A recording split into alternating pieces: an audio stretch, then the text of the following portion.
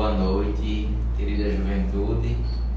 Nós estamos aqui hoje para ter uma conversa, um debate, uma troca de ideias a respeito do tema Vida Humana, um direito inviolável.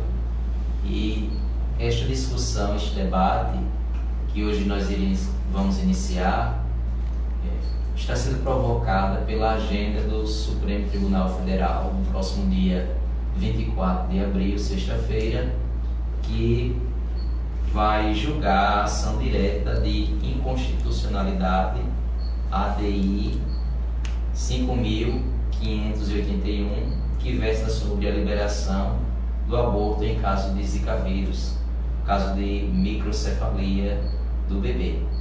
E nós estamos aqui hoje para a gente conversar do ponto de vista jurídico. Temos aqui os advogados, o nosso seminarista Clarindo Neto e a nossa advogada a Thais Martins, e também o Fernando está aqui representando a Comissão do Setor Juventude, e eu, o Padre Rony, para termos uma conversa sobre este tema tão importante, cujo a Igreja tem defendido, desde os primórdios, a questão da vida. E nós, enquanto cidadãos, enquanto pessoa humana, também devemos expressar a nossa opinião, a nossa posição e, como cristãos, proclamar a palavra de Deus firmemente, com ousadia, cheios do Espírito Santo. E por isso nós queremos começar a nossa live fazendo uma oração. Reza junto com a gente também, para que tudo que a gente possa conversar aqui seja de proveito para todos nós. Em nome do Pai, e do Filho, e do Espírito Santo. Amém. Vinde, Espírito Santo, enchei os corações dos vossos fiéis e acendei neles o fogo do vosso amor. Enviai, Senhor, o vosso Espírito, e tudo será criado, e renovareis a face da terra. Oremos. Ó Deus, que instruíste os corações dos vossos fiéis com a luz do Espírito Santo, fazei que apreciemos retamente todas as coisas, segundo o mesmo Espírito, e gozemos sempre de sua consolação. Por Cristo, Senhor nosso. Nossa Senhora do Amparo, rogai por nós. Então, nós queremos começar a nossa conversa passando a palavra para o Clarindo e para a Thais, para que nos explique melhor o cenário do nosso país, do ponto de vista jurídico, a respeito da questão do aborto, como é que anda, e o que é que está para ser julgado na próxima sexta-feira. Boa noite, Padre Rony, Fernando, Clarindo. Satisfação. O nosso sistema brasileiro, Padre, ele vem tomando conta de uma forma avassaladora, de fato, principalmente o nosso Código Penal. Por que eu digo isso? Porque há muitas penas que devem ser cumpridas e que de fato não são. E há muitas descriminalizações, É o que hoje nós estamos vendo, esse cenário da questão da ADI 5581, que está para ser julgada no STF, que vamos falar posteriormente. De início, eu queria mencionar quanto à questão do nosso Código Penal, sobre a questão do aborto, que o senhor mencionou, da penalização do aborto, Para o Código Penal, isso eu falo juridicamente, de forma jurídica. O nosso Código Penal, ele criminaliza totalmente as formas abortistas, sendo que há um artigo específico, que é o 128 do Código Penal, que ele descriminaliza esse aborto. É justamente com casos específicos, e nesses casos específicos entra a DPF, a arguição de descumprimento de preceito fundamental, acaba sendo bem complexo, que foi julgada em 2012. cujo relator foi o ministro Marco Aurélio. Creio que muitos conseguem recordar dessa DPF, foi quanto à questão da anencefalia, né, do feto anencéfalo, e que houve a descriminalização. E o que hoje está sendo pautado também, né, para que haja a inconstitucionalidade do fato do aborto da microcefalia.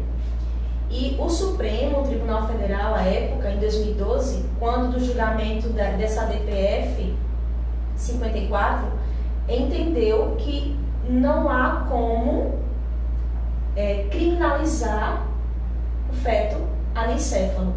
Isso a gente vai tratar com mais rigor de detalhes futuramente, mas assim, só para a gente poder compreender como é que o nosso Código Penal ele vem agindo hoje, né?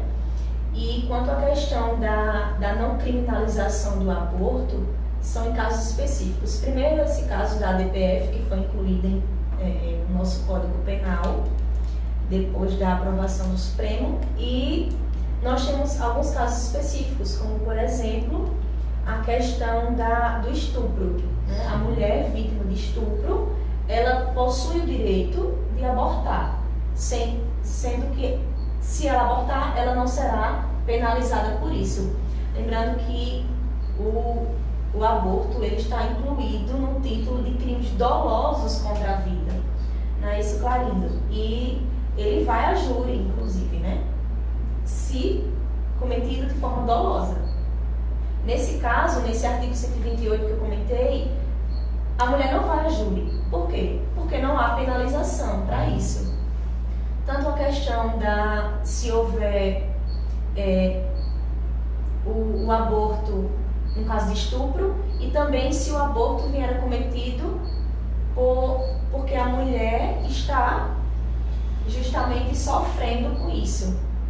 Então, assim, se houver risco à saúde ou à integridade física da mulher, é possível o aborto, né, de forma jurídica. Então, o nosso Código Penal hoje ele encontra-se neste cenário. Só Deus sabe como é que vai ser esse julgamento dessa ADI na sexta-feira, se de fato vai ser aprovado ou não, né? Partindo bem especificamente, boa noite a todos. Como a Thaís falou, a legislação brasileira considera casos específicos nos quais o aborto é cabível, mas, comumente falando, é legal, por assim dizer, é lícito praticar o aborto. E nisso ocasiona tanto o caso da mulher, da gestante, daquela que aborta, mas também a situação do médico, daquele que faz o aborto naquela gestante. Mas são três casos bem específicos, como o 128, como a Thaís falou, distingue bem especificamente esses três casos. Primeiro, se não houver meio de salvar a vida. E nisso, nós bem sabemos que a igreja conversa. A igreja conversa a depender do caso. A igreja, usando da sua sabedoria e pedagogia de mãe, conversa com alguns casos específicos.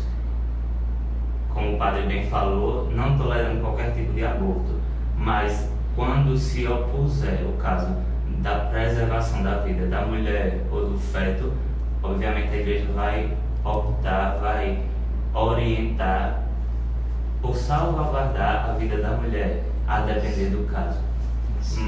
O segundo caso, em específico, do 128, é o aborto no caso de gravidez resultante de estupro, como a Thaís falou, que a igreja não orienta, mas que é legal. É legal. Na nossa legislação pátria, é legal o caso de aborto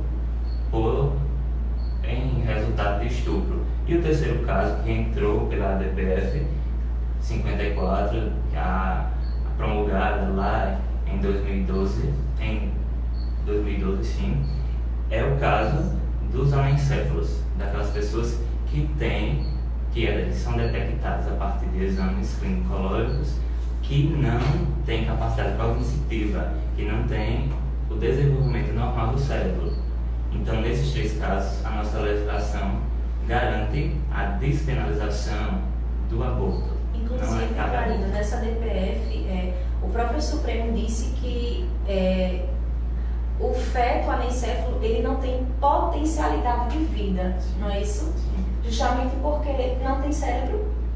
Então, não há probabilidade de vida, ele pode morrer, inclusive, no ventre da mãe, ou horas ou dias após o parto, né? Essa questão de horas mesmo, já morre. E nós comumente ouvimos chamá-lo de natimorto. É aquele que já, no estado, na gestação, já está morto, já é tido como um ser sem vida. Então, contrariando qualquer aspecto da nossa fé, que não se resume só a um ser que não tem um cérebro, mas todos os nossos instrumentos vitais, todos os nossos sentidos vitais caracterizam uma vida. Então, contrariando mais uma vez os nossos argumentos de fé, a nossa condição humana em si. Isso mesmo. Então, para deixar assim bem claro, eles estão falando do ponto de vista jurídico, né? Você está assistindo a live e entrou nesse momento para a gente entender bem. A igreja, ela nunca propõe como meio ou como fim o aborto. Jamais, em nenhum caso. Nem como meio, nem como fim, né? Quando o Clarido falou a respeito de em situações extremas em que a equipe médica tem que decidir entre a vida da mãe e do feto, né? Se escolhe a vida da mãe, mas não utilizando o meio do aborto, provocando a causa da morte diretamente da criança, mas tentando salvar a vida e, no caso, venha a perder a vida da criança, mas nunca com um meio direto. Isso a gente estuda em bioética, em moral fundamental, né? Que jamais a gente pode utilizar um meio ruim para alcançar uma finalidade boa. E então o aborto, né, para a igreja, acredito que todo jovem já sabe, né, que não é uma questão colocada a priori, né? É dialogada, como o Clarindo falou, mas do ponto de vista da fé não é uma atitude a ser tomada, né? E agora a gente está vendo o ponto de vista jurídico, as implicações.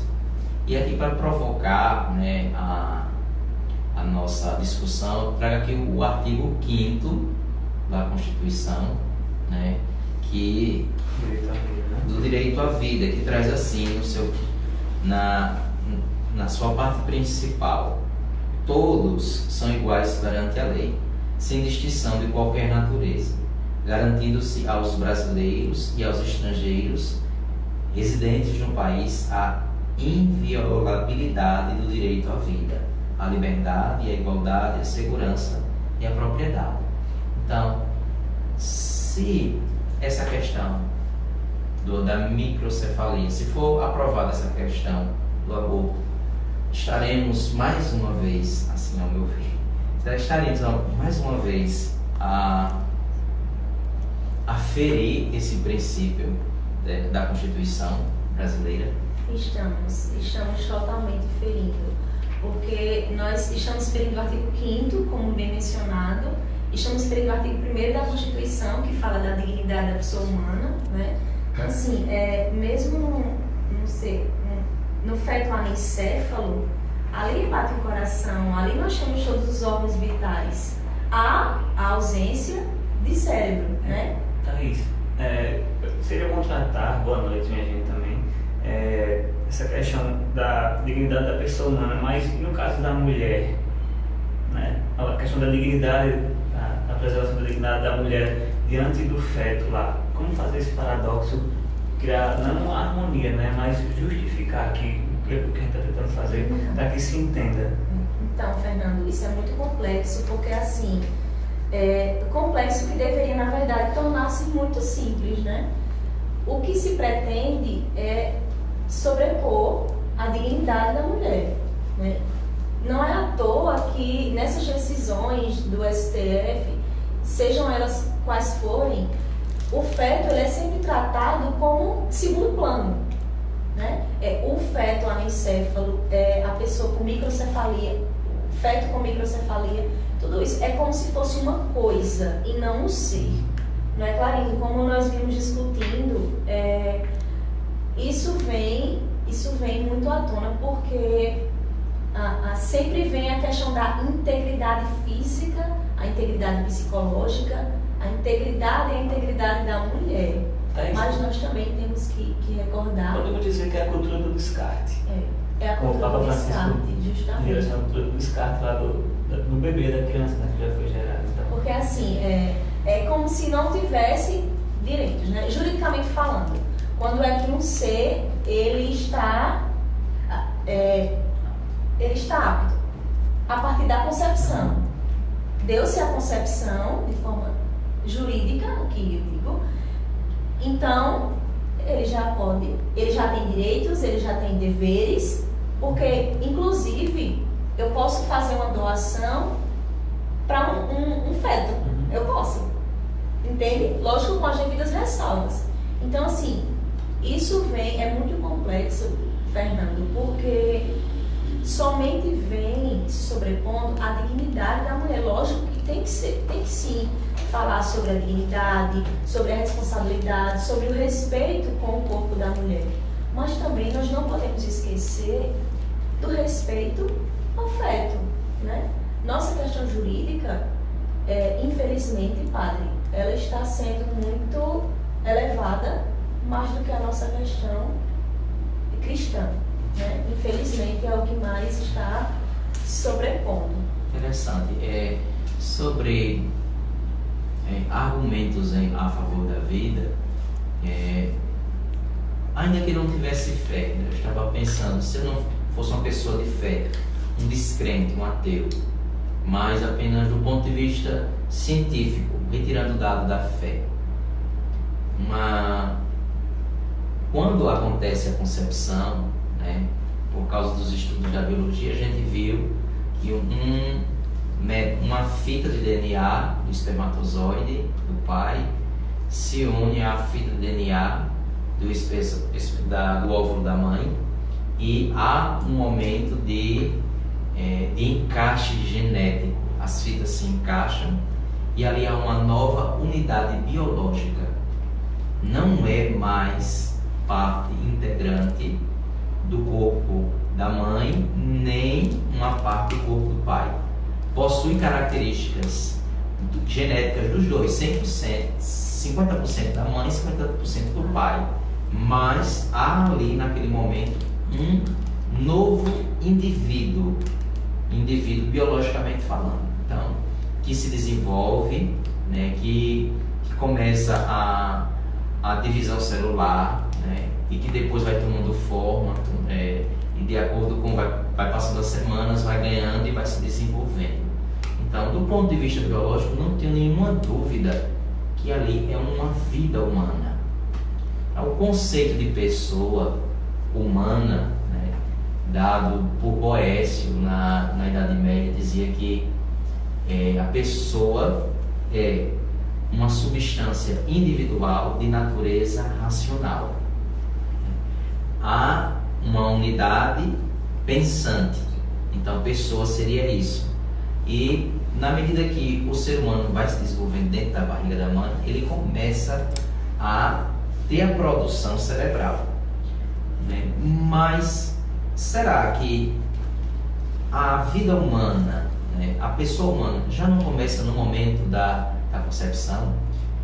Então, também do ponto de vista científico, né, muitos estudos indicam que as impressões exteriores ou sentimentos da mãe influenciam muito no desenvolvimento psicológico do bebê. Então, há uma conectividade do feto e daquele ser que começa a desenvolver-se com a mãe e com quem está ao seu redor.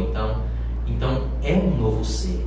E a igreja ela defende isso, que ali já é uma pessoa humana. E como pessoa humana tem direito à dignidade, tem direito às questões fundamentais, a vida, o nascimento, a proteção, a saúde e segurança. E do ponto de vista filosófico também, se o ser desde o princípio, ele continua sendo. Ele jamais poderia passar a ser se não fosse antes, né? Então, isso da filosofia de Parmênides, né? Já na Grécia Antiga, né? O ser é, né?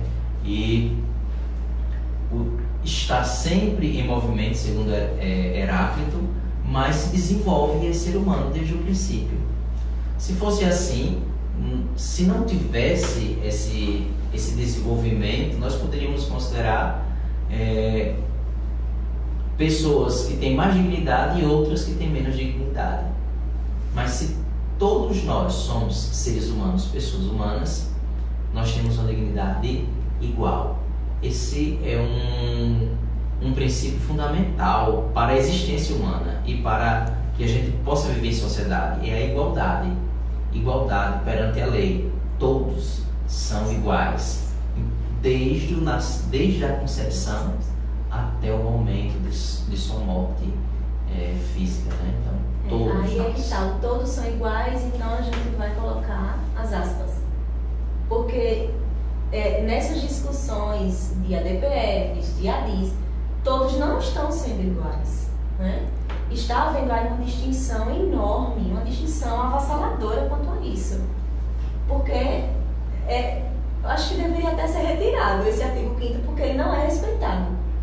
Não é respeitado. Inclusive, muitas causas hoje, elas afrontam diretamente a Constituição. E isso é uma delas, né? Por exemplo, então, se fosse diagnosticado por causa dos avanços tecnológicos, científicos, que, um exemplo, eu sou casado e minha esposa está esperando um bebê que vai ter síndrome de Down, né? Um exemplo. Será que por causa deste caso agora, não vai abrir também precedentes para depois, então também eu tenho direito de escolher se o meu bebê vai ser saudável ou não, ou com essa síndrome ou não. Então, essa síndrome, né, não seria algo ruim então para o ser humano, então vamos nos livrar. Então não abre precedentes para que próximas doenças que acontecer, que possam existir, eu também possa eliminar a vida humana dentro da barriga da mãe. Abrindo o link, e se agora o Covid-19, a gente pensou sobre isso há pouco, se ele trouxesse aí esse problema da diminuição cognitiva da criança, do ser intrauterino, o que nós iríamos fazer? É como se fosse o efeito dominó, né? Nós vivemos a questão do estupro, que foi uma discussão, né? A gente precisa falar sobre isso também, né? Justamente, nós vivemos depois, em 2012, a questão da ADPF, né? Do ser anencéfalo, e agora nós estamos vivendo a questão da microcefalia. E posteriormente, nós vamos viver o quê? Né, Clarinha? É o perigo, né? É o perigo. Antes disso, acho interessante que nós esclareçamos, ainda que superficialmente, já que o tempo não nos permite muito. Não, vamos ficar aqui a noite inteira, Clarinha, nem se preocupe. Mas é interessante que a gente também especifique o que é uma ADI, qual o pressuposto, de que norte o STF vai partir, para que também quem está em casa, talvez não tenha tanta proximidade com os termos, consiga também adentrar nesse âmbito. Então, o que é uma ADI? É uma ação declaratória de inconstitucionalidade. É um palavrão, mas interessante que a gente entenda. É interessante que a gente aprenda e entenda no geral certo do que se trata, do que se propõe. Então, declarar uma lei contrária à Constituição, uma lei ou parte dela contrária à Constituição, chamando-a de inconstitucional. Então, é essa a proposta. E primeiro entender que essa ADI foi protocolada em 2016, não é coisa recente. Não é recente. Em 2016 ela foi protocolada por um órgão, por uma instituição. E essa instituição é a Associação Nacional dos Defensores Públicos. Aí a gente já entra... Que, inclusive, não possuem legitimidade para essa ação. Isso mesmo. Então, entender, esse tipo de ação é protocolada, pode ser impetrada por órgãos específicos. E a legislação garante e especifica todos eles. Presidente da República, Congresso e outras tantas. E a Defensoria Pública não está dentro, Não é apta para para isso. Ela não é legítima para tanto. Inclusive, na nota da CNBB, muito bem feita por sinal, os bispos do Brasil ali representados especificam, inclusive, dentre as primeiras respostas, assim, mais fácil chamar, dos órgãos que devem ser citados para responder a esse tipo de ação específica, é um dos primeiros pontos a serem tratados. A Defensoria Pública não tem legitimidade para impetrar esse tipo de ação. Já é uma coisa bem considerada, né? Já que eles não têm esse respaldo. Então a gente tem assim alguma chance de que assim os ministros, eles vendo já essa questão, eles possam já levar em consideração isso? Sim, é possível. O problema todo gira em torno dessas nossas possibilidades de desvirtuamento daquilo que se pode fazer, né? Então, a primeira, quando foi em 2012, a DPF, que julgou os anencéfalos como seres aos quais o aborto não deve ser criminalizado, pode acontecer do mesmo modo. Então, cabia, por exemplo, ao Congresso legislar, naquele caso, por omissão do Congresso, o Supremo ter que decidir. Então, a justificativa pode sim acontecer desse mesmo modo. É como a Thaís falava, tudo pode acontecer como uma bola de neve, que vai se sustentando uma através da outra, e é a nossa intenção, o que a gente professa como fé, ou então o que a gente defende como vida, que vai muito além de fé, como o padre falava, cai por terra, a partir de conceitos simplórios do que é realmente importante, a vida. Exatamente. Nós estamos acostumados a viver muito na singularidade, né? A gente não aprofunda muito as coisas. A nossa sociedade não tem o prazer de aprofundar-se em determinados assuntos. Então é por isso que é muito importante explicar, como o Clarindo fez, o que é que significa essa ADI, o que é que significou a DPF. Porque assim, isso não surge do nada. Isso tem vem uma precedência. Não é o STF que acorda, os ministros acordam e decidem, hoje nós vamos julgar o aborto. Não é assim. Eles são provocados para isso. Até na questão dos defensores públicos, eles também foram provocados por mulheres que foram lá na Defensoria Pública e pediram para que se fizesse essa defesa. É como se fosse uma ação coletiva, né? Inclusive, foi muito bem colocado o que você falou agora, que o Clarindo disse da Defensoria, que eles estão se valendo disso. Por quê? Porque isso veio o quê? De 2016, quando veio à tona essa questão dessa epidemia do Zika vírus, né? Zika vírus, chikungunya. Então, assim, eles estão se valendo disso por causa de uma emenda à Constituição que está para ser aprovada no Congresso, e assim vai. Então, assim, mas não foi aprovada? Não foi aprovada. O que é que significa essa emenda à Constituição? Eles querem se incluir no rol das pessoas que têm legitimidade para propor esse tipo de ação, para propor uma ação direta de constitucionalidade, para propor uma DPF. Então, assim, ainda não foi julgado, entendeu? Ainda está para aprovar, vai para a Casa Legislativa e assim sucessivamente.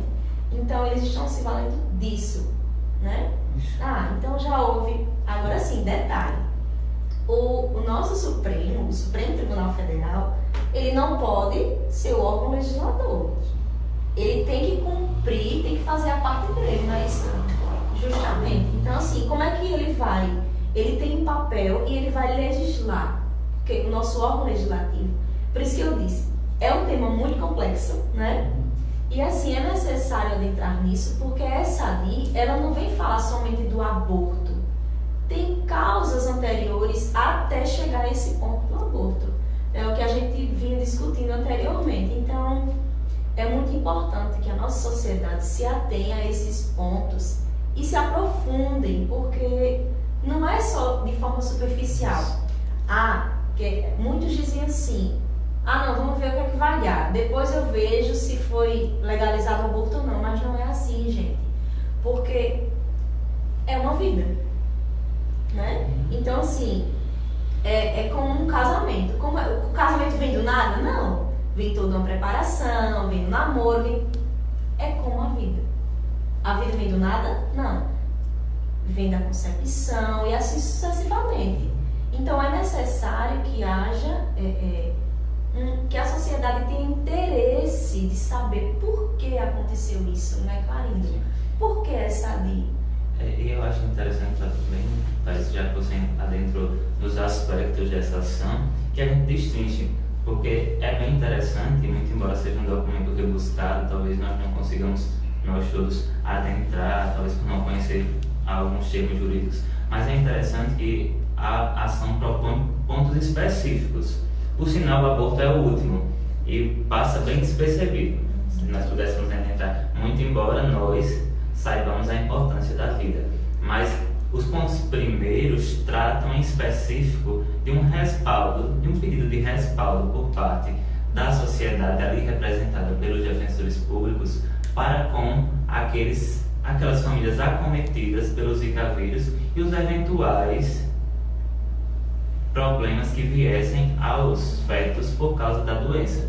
Então, no início, logo de pronto, os aspectos pedem pelos benefícios que caberiam às famílias acometidas com crianças naquela situação e outras situações. Então, o pedido, como eu falava, a ação é declaração de inconstitucionalidade de parte de uma lei, e é uma lei específica que foi promulgada também em 2016. Então, o documento declara inconstitucional vários aspectos, em especial estes que tratam dos benefícios de eventuais aposentadorias, que a Thais também pode entrar daqui a pouco para explicar melhor nesse sentido, e por último fala do aborto. Primeiro fala desses eventuais benefícios. O aborto está sendo uma consequência. Uma consequência, né? Porque não está havendo respaldo financeiro para que as famílias sejam sustentadas naquele aspecto. Outros aspectos que a sociedade, que os governantes nossos, no geral, não dão em relação às condições sanitárias e de saúde pública. E no final, o aborto. É como que se dissesse que, não havendo tudo isso, já que a sociedade, os governantes e toda a coletividade não oferece àqueles acometidos pelos Zika vírus essas possibilidades, o aborto seria a melhor solução. Muito bem, então a gente está tendo, né, realmente uma aproximação com esse mundo jurídico, né? A gente está compreendendo melhor o papel de cada instância, né, do Supremo Tribunal Federal. Já entendi aqui, a juventude também entendeu, não faz a legislação, né? Não está para isso, né? E o que está por trás dessa DI, né? Não é somente o aborto, não é questão somente do aborto, né? Então, e para a gente interagir melhor, chegaram algumas perguntas aqui dos jovens que estão participando da live e a gente vai tentar responder, vai tentar interagir nesse momento. E aí depois a gente continua a nossa discussão do ponto de vista jurídico, do ponto de vista da fé da igreja, do ponto de vista filosófico também, e também testemunhos de vida a gente pode trazer aqui, né? Então vamos a algumas interações aqui. E se a mãe optar pela vida da criança, mesmo que ela venha perder a sua, então essa pessoa que entrou no caso, no momento de dificuldade entre a vida da mãe e do bebê, e a mãe opta pela vida do bebê. Esse foi o caso de Santa Jeana Beretta Mola, uma grande médica, mãe de família, que na sua última gravidez teve muitas complicações e pediu à equipe médica que lutasse pela vida da criança em primeiro lugar. E depois ela teve complicações, teve um parto e acabou falecendo e se tornou uma grande santa, proclamada santa da igreja e ícone e padroeira, né, da causa pela vida, porque ela como mãe, ela soube. Então é respeitado o direito da mãe quando ela pede, quando ela se expressa abertamente para a equipe médica. Outra pergunta: há uma contradição entre o artigo 5º e o ponto de vista científico sobre o assunto? Então, vejam aí, acho que essa pergunta vai mais para a equipe de advogados. Há uma contradição entre o artigo 5º da Constituição e o ponto de vista científico sobre o assunto. O ponto de vista científico sobre o assunto fala sobre a microcefalia, né, em caso de Zika vírus na gestante, para o bebê no caso, e o artigo da Constituição fala do direito inviolável da vida. Então, há alguma contradição? Há, totalmente contraditório. Não somente do artigo 5º, mas como eu tinha mencionado, do artigo 1º da Constituição, do artigo 6º da Constituição, que fala também do direito à vida, do 227 da Constituição. Então, assim, não é somente um artigo, são diversos que trazem de forma primordial a vida, o direito à dignidade da pessoa, né? Se essa pessoa for a mãe ou for a criança. Então, sim, vem totalmente de encontro ao que preceitua o artigo 5º da Constituição. Muito bem. A concepção da alma se dá quando o espermatozoide fecunda o óvulo. Esse é para o senhor. Essa questão de fé. A nossa fé, né, diz claramente, quando há o momento da concepção, Deus infunde a alma na vida humana, né? A alma, porque a criação, ela continua. O livro do Gênesis, né, de forma poética e bonita, diz que Deus descansou no 7º dia de toda a sua obra, de toda a sua criação. Mas a criação, ela continua em nós. Nós somos colaboradores da criação, principalmente, sobretudo, né, de forma efetiva, quem é chamado à vida matrimonial, né, no seu amor conjugal aberto à vida, à procriação. Então, há naquele momento de amor íntimo, naquele momento em que há relação sexual e acontece a fecundação, né? Deus infunde a alma, sopra, e a gente passa a existir naquele momento, né? Isso é muito bonito, né? Saber que nós fomos criados a partir do material genético de nossos pais, mas também de um ato divino. Deus, no momento da concepção, Ele infunde no ser a alma. Isso é muito, muito bonito. Então está respondida a pergunta. Isso é o que a nossa fé diz. A Diocese de Palmeira dos Índios tem uma comissão pró-vida? Ainda não, né? Mas aqui pode ser o comecinho dela, né? Porque há a pastoral familiar. E a pastoral familiar, ela trabalha muito a questão da defesa à vida, mas todas as pastorais também têm a sua iniciativa, os movimentos, né? Mas nós não temos algo ainda assim estruturado, organizado, um movimento pró-vida. Mas nós estamos começando, né? Estamos começando enquanto diocese. Se Deus quiser, pode ser até uma ideia boa para o nosso bispo levar para a reunião do clero essa questão aqui. Muito obrigado pela participação, por estas perguntas. Deixa eu ver se tem mais alguma aqui. Tem essa aqui. O que responder quando questionado sobre o aborto em uma gravidez causada por estupro? Qual é a resposta da Santa Igreja para tal questionamento? Então, a Igreja, como a gente falou, ela se posiciona contra o aborto, mas ela é misericordiosa e sempre vai estender a mão. A gente deve tentar acolher a pessoa, orientá-la, para que ela, na liberdade de sua consciência, ela possa tomar a melhor decisão. Do ponto de vista legal, ela tem esse direito, né? Ela pode procurar, né? Do ponto de vista legal, mas do ponto de vista de nossa fé, a gente não entende isso como uma opção, porque sabe que, no final das contas, a criança, ela não tem nada a ver com aquela situação. Eu conheço um caso de uma mulher que ela sofreu estupro e ela ficou grávida, e eu fui catequista do filho dela. O menino era um amor de pessoa, inteligentíssimo.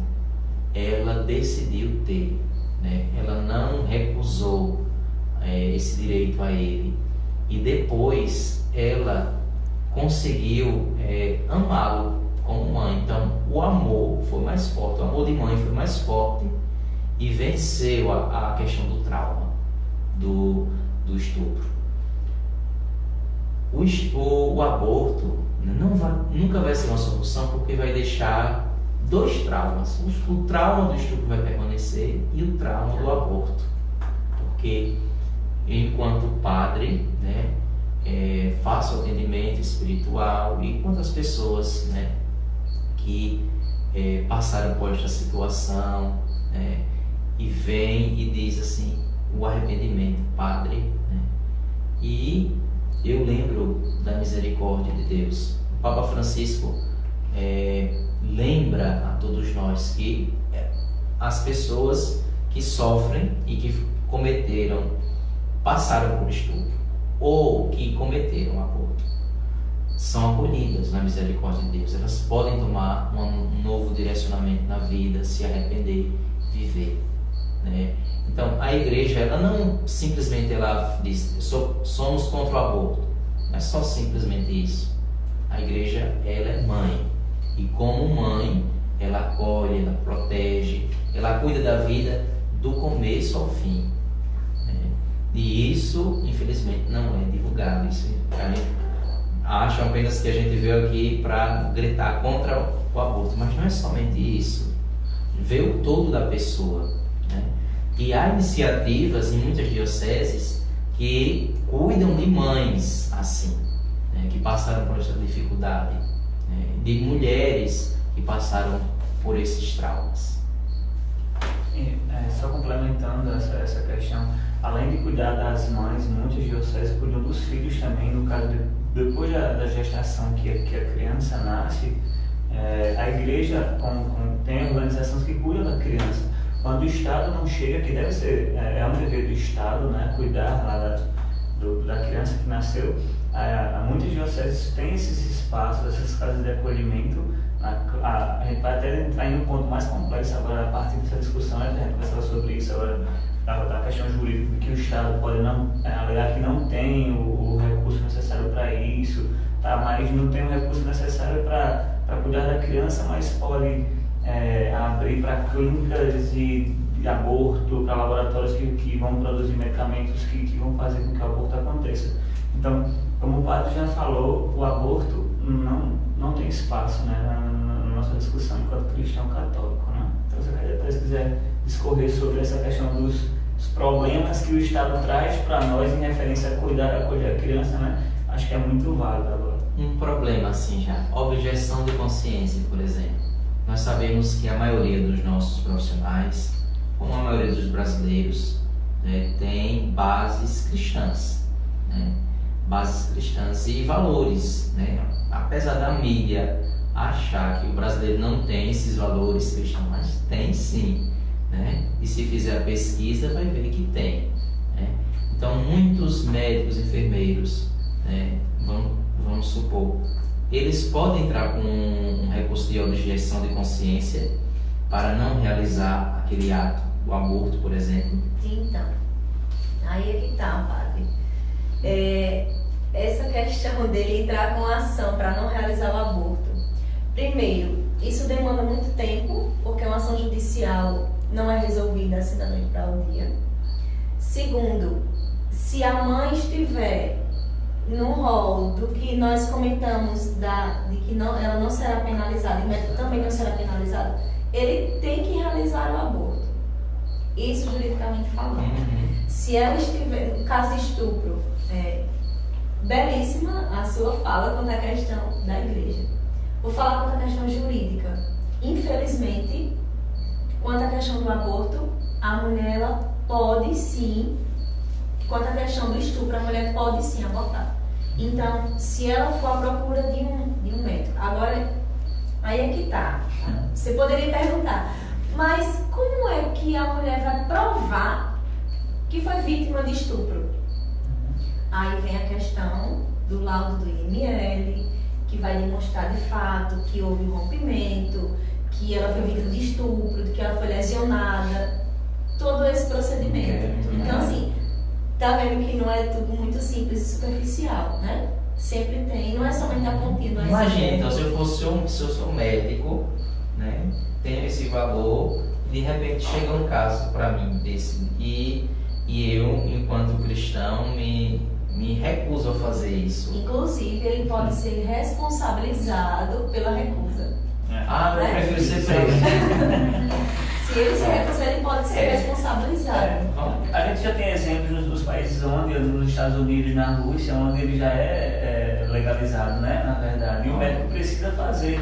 Quando eu estudei bioética, o professor de bioética falava assim, olha, nem tudo que é tecnicamente possível é licitamente permitido. Então, os avanços científicos, né, chegaram a um grande patamar, mas a questão moral, ela permanece para todas as culturas, para todas as pessoas. A questão moral se coloca como universal, como dizia o filósofo Kant, imperativo categórico, né? O que é de lei moral para mim, eu tenho que agir de forma universal, né? De forma que todos tenham esse ideal ético. É como um cristão que professa sua fé somente quando está na Santa Mãe Igreja e fora dela é totalmente contrário, né? Não tem ninguém na live assim não, Eu espero que não. Então, se você é cristão católico, você já compreendeu, né, que não tem como casar a ideia de ser abortista ou de ser favorável ao aborto e continuar sendo cristão católico. Não tem porquê. Convicto, né? Porque uma vez que a gente se encontra com Cristo, uma vez que a gente está ligado a Cristo, né, a nossa vida toda é iluminada. E aí toca as questões éticas, né? E a vida humana, ela ganhou uma dignidade muito grande com a encarnação de Cristo.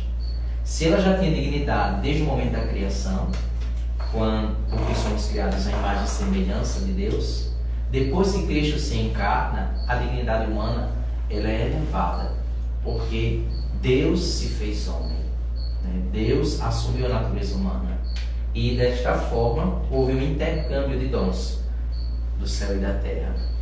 Deus, ao se encarnar, nos enriqueceu, fazendo a gente participante de sua natureza divina pelo batismo, como diz nossa fé. Então é impensável, né? E jamais a gente poderia ir contra o 5º mandamento da lei de Deus: não matarás. E o aborto constitui justamente uma agressão de natureza absurda. Essas questões que são polêmicas são porque vão para casos assim em que a gente pode dizer assim: poxa, mas a vida da mãe, a mãe vai sofrer com uma criança com microcefalia, ela não desejaria ter um filho assim. Eu fico assim me perguntando, pergunte às mães que tiveram esses filhos se elas queriam de alguma forma se livrar deles. Não existe isso, porque o valor do ser humano não está na produção material, nem somente na questão intelectiva, né? Vai muito além. Quantas famílias eu vi amar aquele ser humano que não dava nenhuma resposta, nem de um olhar. Eu conheço uma família em Batalha que tinha um bebê que foi eternamente um bebê por mais de 11 anos. E ele não dava nenhum estímulo assim, nem olhar, ele não olhava, ele não sorria, ele ficava simplesmente ali. Ele bebia, ele comia, mas ficava ali.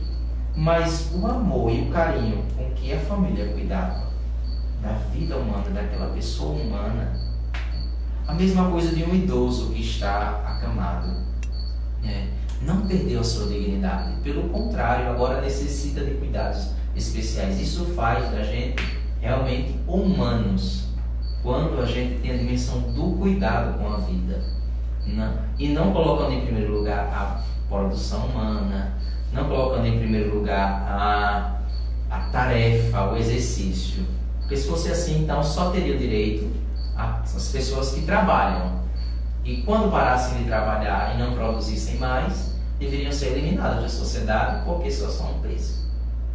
Não é assim. A vida humana ela não se fecha apenas à produção, né? A personalidade, né, da pessoa humana, né, ela é única, deve ser preservada e respeitada. E é aí onde entra realmente a voz da igreja, que não pode se calar e dizer, porque representa boa parte da população, a maioria da população, que é cristã, que é católica, né, e que necessita ter voz. Se estamos numa democracia, né, as leis devem ser expressão do que é o brasileiro, do que é o ser brasileiro. O ser brasileiro, quer queira, quer não, historicamente foi pautado nesta educação religiosa da fé. Os jesuítas fizeram esse papel aqui no Brasil. Nossa nação é construída na base da fé, né, cristã, e os nossos valores. Né? Onde é que vem esses valores? Se não, no fundo, de onde vem esses valores, se não da fé em Deus? Mas vamos continuar aqui com as perguntas. Padre, meninos, só para a gente ratificar, né, a questão do aborto em caso de estupro, uma pergunta até interessante para a gente fechar aqui essa dúvida. Se a mulher, apesar de sofrer abuso, aceita a gestação, após o nascimento ela pode rejeitar a criança? A gente já falou sobre isso, mas a gente pode, né, ratificar e fortificar o... Do ponto de vista jurídico. Ótimo. Depende. Por quê? Se a pergunta foi no sentido do estado puerperal, né? A mãe do estado puerperal, a gente não vai falar agora em aborto porque já houve o nascimento da criança. Mas se a mãe rejeita e se é comprovado de fato que ela estava naquele estado psicológico abalado, que ela fazia algo que ela não tinha noção do que estava fazendo. Inclusive, eu estava conversando há uns dias com uma colega psicóloga que ela vinha me dizendo isso, né? Fizemos esse debate, como é que só fugindo um pouco, né, da conversa, mas como é que a mãe pode ficar na questão psicológica e o que é que o direito diz, né? A questão jurídica, o direito resguarda essa mãe, se ela estiver no estado puerperal, sim, aí a gente vai falar em infanticídio e não homicídio, né? Então ela está resguardada e vai responder somente se houver aquele excesso. Se a pergunta foi nesse sentido. Então, eu acho que o sentido da pergunta aí é mais específico. Se a mãe pode, inclusive, dar a criança em adoção, se é possível, sim. Adoção ou rejeitar? Porque ficou muito aberto, né? Mas eu acho que é como o Clarindo quis colocar realmente na questão da adoção. Eu vou refazer para a gente. Se a mulher, apesar de sofrer abuso, aceita a gestação, que é o que a gente mencionou agora há pouco, ela aceitou a ela gestação. tem o recurso de abortar, mas ela não quis.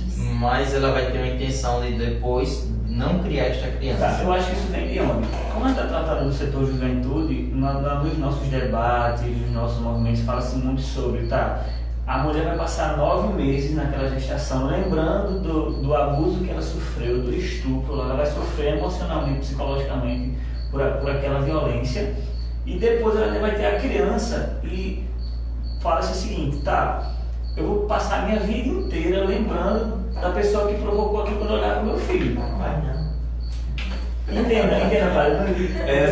Eu quero colocar as indagações que surgem. Né? A gente precisa, acho que, discorrer sobre isso, né? Ela pode sim, eu acho, né? Ela pode, claro. Se não for, é porque eu acho que eu fui muito além. Se não for, Porque de se rejeitar, não foi isso mesmo. A gente foi além. mas aí a rejeição também é a questão do estado puerperal. Isso. Que bom. Então, assim, se a mãe rejeitar o filho após o nascimento, ela pode levá-lo, inclusive, a um lar de adoção, né? Ela não vai ser penalizada por isso.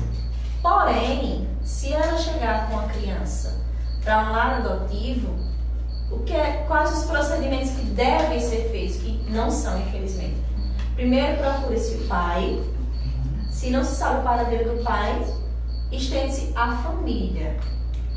A mãe da mulher ou a mãe do genitor. Então, assim, não é somente, eu vou entregar essa criança porque eu não quero mais. Lógico que há muitos casos, né, que a mãe deixa o filho lá no lixão. Abandona mesmo. Né? Aí se abandona de incapaz, aí é totalmente diferente, né? Agora, se ela com a consciência. A condição de infanticídio que a Thais bem citou, que é um tipo penal, há um respaldo e uma proteção para com a mãe nesse estágio puerperal. Inclusive, a gente conhece de relatos de mães que nesse estágio, inclusive, levam à morte a criança, matam os seus filhos. E há uma proteção do Estado para as mães nesse estágio. Então, há todo um complexo, né? E eles devem ser analisados cada caso. Eu entendi a pergunta, porque assim, de alguma forma, quer dizer assim, essas perguntas assim, elas sempre querem assim, tipo, de alguma maneira justificar, né, o aborto. Mas, olha gente, de um mal que Deus não tem nada a ver, isso. E numa situação de um mal, que Deus não tem nada a ver com aquele mal, porque de Deus só vem o bem, Ele sabe retirar um bem daquilo. Porque é aquele mesmo exemplo da mãe que sofreu esse estupro, mas depois que olhou para a criança, conseguiu amá-la, né? Então, a gente duvida muito da capacidade do amor, mas se a gente acreditar no amor, há uma superação. A gente sempre vai para questões extremas e negativas, acha que isso nunca vai dar certo, mas educar para o amor é uma solução, né? E deixe-me lembrar mais. Acho que por enquanto é isso. Tem mais alguma pergunta? O senhor perguntou sobre a questão, sobre o direito, né, tratando essa pergunta. E enquanto igreja, enquanto entidade acolhedora, sobre misericordiosa que o senhor tratou, né? O senhor já tratou, na verdade, sobre isso, mas seria bom que a gente reconfirmar esse posicionamento do senhor dentro da pergunta. Exatamente. Então, a possibilidade do aborto não tem, ela é descartada logo a priori. Há sempre uma solução que não seja essa, por causa do valor inviolável da pessoa humana, da dignidade da pessoa humana, porque deve ser considerado sempre como um bem de altíssimo valor, a vida humana, de altíssimo valor. E se a sociedade ela é embasada nisso, consequentemente, ela também vai ter responsabilidade na questão da vida conjugal, do sexo, da união, porque essas questões estão na sociedade porque, se você analisar, houve uma banalização do sexo, houve uma banalização do amor, consequentemente, há uma banalização da vida. Veja, na década de 60 e 70 houve as revoluções sexuais, né? Onde todo mundo proclamou o direito a qualquer coisa no campo sexual e foi retirado todo tipo de moral na questão sexual. Sobrou o que nessa sociedade assim de uma revolução pansexual? Sobrou o que? Justamente a desvalorização da vida. Porque onde não há princípios em relação ao amor, ao bem, à vida conjugal, há a banalização da vida. Só para complementar esse pensamento da colocação do senhor, um caso confirmado é a Rússia. A Rússia ela legalizou o aborto e em pouco tempo ela tinha mais taxa de aborto, tinha mais casos de aborto do que de natalidade no próprio país. Foi tanto que ela precisou voltar, alguns anos depois, voltar atrás e colocar, anular alguns pontos da lei do aborto, porque tornou-se moda, digamos assim, sendo mais informal. Os Estados Unidos também é um dos maiores, né? Tem mais alguma pergunta? Sim, tem uma outra. É uma só? Sobre a assistência dos profissionais, no caso desses tipos de aborto, falando de acordo com o Código de Ética de Enfermagem. O enfermeiro pode se negar a realizar o procedimento de pros